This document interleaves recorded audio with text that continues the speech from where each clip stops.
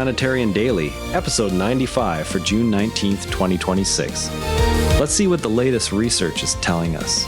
Cryo-EM reveals the full structure of APOBEC3B bound to a viral antagonist, showing how the enzyme is sequestered into inactive aggregates. The Cryo-EM structure captures wild-type human APOBEC3B in complex with the Epstein-Barr virus protein bioRxiv. The amino terminal and carboxy terminal domains bridge a bioRxiv dimer, creating contacts that differ from the related factor APOBEC3G. Mutational work indicates the NTD-CTD interaction normally regulates deaminase activity. bioRxiv binding locks the enzyme into large aggregates that prevent cytosine deamination. The structure supplies a template for designing molecules that could block either viral evasion or A3B-driven mutagenesis in tumors. From enzyme-level regulation of mutagenesis, we turn to how nutrient sensing itself shapes aging outcomes in a simple model organism. Deletion of SNF1 in Saccharomyces cerevisiae alters chronological lifespan in a nutrient-dependent manner. Under low glucose and amino acids, the mutant shortens lifespan. Under 5% glucose plus 3 times amino acids, lifespan lengthens, and competitive fitness rises by roughly 2 orders of magnitude in co-culture with wild-type cells. The findings parallel metabolic reprogramming seen in cancer cells. The same genetic change produces opposite aging outcomes depending on nutrient status. While nutrient sensing governs whole cell lifespan decisions, certain compounds can exploit similar sensing differences to clear damaged cells selectively. Work published in Aging Cell demonstrates that certain antioxidants reduce the burden of senescent cells in muscle by changing M2-OR signaling. Senescent cells lose normal nutrient sensing. The altered pathway appears to push them toward clearance while sparing healthy cells. The selectivity offers a route to lower senescent load without broad cytotoxicity. This approach differs from many experimental senolytics that trigger widespread cell death. From targeted cellular clearance inside muscle, we move outward to how neighborhood design itself influences daily movement and long-term emissions. Analysis of U.S. suburban development since 1945 shows neighborhood design features explain more vehicle miles traveled than simple distance from city centers. Street patterns that force longer local trips and reduce walking account for a substantial share of household carbon output. The study reframed sprawl policy around street networks rather than density metrics alone.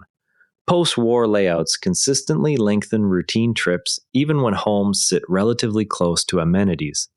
Southwest Research Institute measurements indicate the inner belt asteroid completes one end-over-end rotation every 10.5 Earth days, while its spin axis wobbles every 26.5 days. The dual-axis motion was detected during the Lucy spacecraft flyby. The finding adds to understanding of how small bodies dissipate rotational energy over time. Lucy data captured the rotation details during the recent encounter.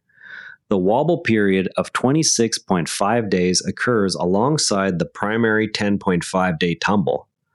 Researchers note that such dual-axis behavior helps explain energy dissipation patterns in small solar system objects. The measurements provide new constraints on how asteroids lose rotational energy through internal friction and external torques. The intersection of the San Andreas and San Jacinto faults at Cajon Pass now carries the highest stress recorded in the last 1,000 years. Researchers mapped stress accumulation and identified the pass as a structural feature that can either stop or allow rupture to propagate across both faults. Conditions match those preceding several of the region's largest historical events. The current stress level exceeds values documented across the preceding millennium of geologic records. Mapping shows the pass functions as a gate that may permit or halt rupture transfer between the two major faults. Historical events in the area occurred under comparable stress states at the same location.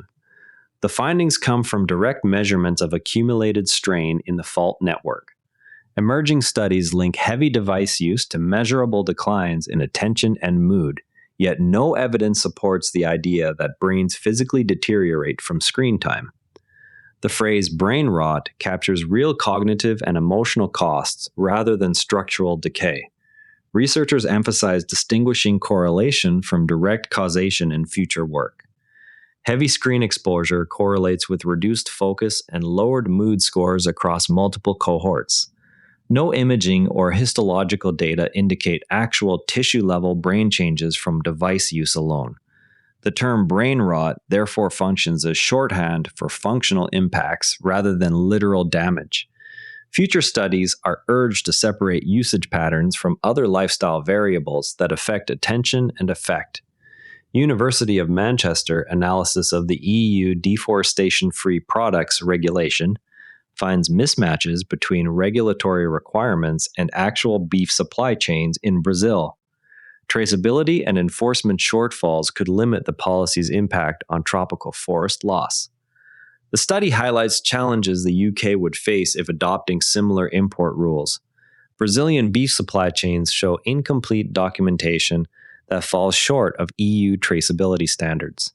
Enforcement gaps at multiple points in the chain reduce the regulation's ability to curb forest conversion. The analysis identifies specific points where data on origin and land use history remain unavailable. Comparable import policies considered by the UK would encounter the same traceability obstacles documented in the Brazilian case. A review of device data in patients with established cardiovascular disease finds inconsistent effects on clinical outcomes.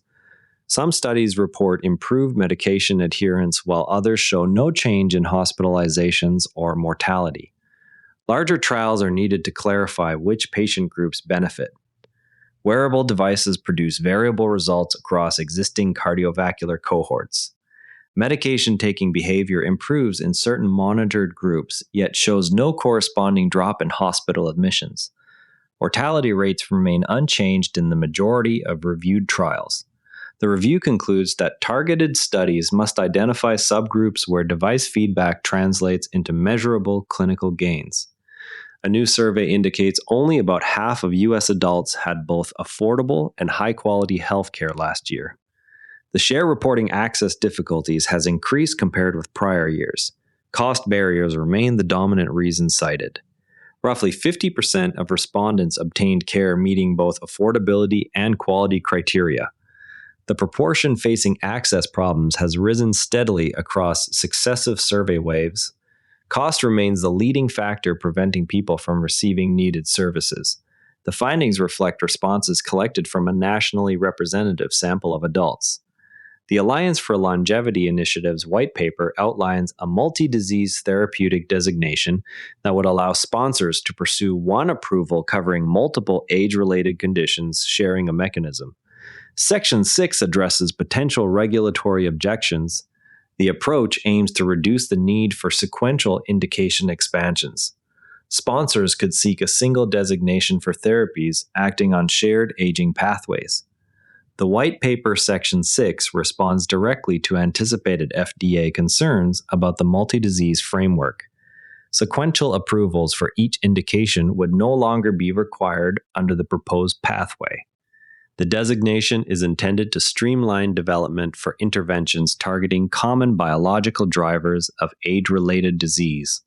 University of Auckland researchers who developed the R language have been honored with an award described as the Nobel Prize for Statisticians. The recognition highlights R's role in enabling reproducible analysis across biomedical and environmental research. The award acknowledges contributions that underpin statistical workflows in multiple scientific domains.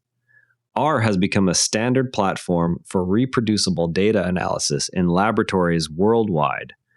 Biomedical and environmental studies frequently rely on R packages for statistical validation and visualization. The honor underscores the language's influence on research practices that require transparent code and data handling. University of Auckland team members received the award for sustained development of the open source tool. From built environment influences on daily behavior, we close with a methodological tool that quietly enables much of today's reproducible biology. Now, Here's something most people get wrong about antioxidants.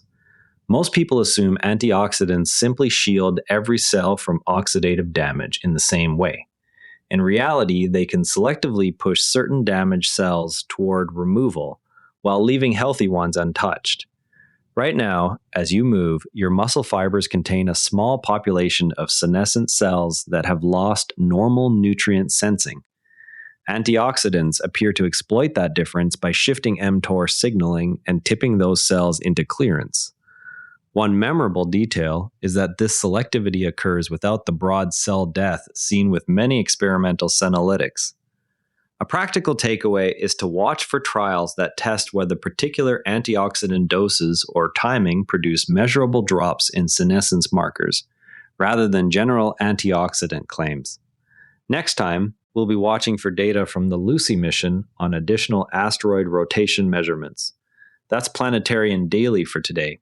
If you enjoyed this, a rating or review on Apple Podcasts or Spotify really helps new listeners find the show. I'm Patrick in Vancouver. Thanks for listening, and I'll see you tomorrow. And before you go, this show is part of the Neura Network, a family of daily podcasts covering tech, science, markets, and more. If you enjoyed today's episode, give Unintended Consequences a listen. True stories of good intentions that backfired. You can explore the whole lineup at neuranetwork.com. This episode used AI voice synthesis of my voice.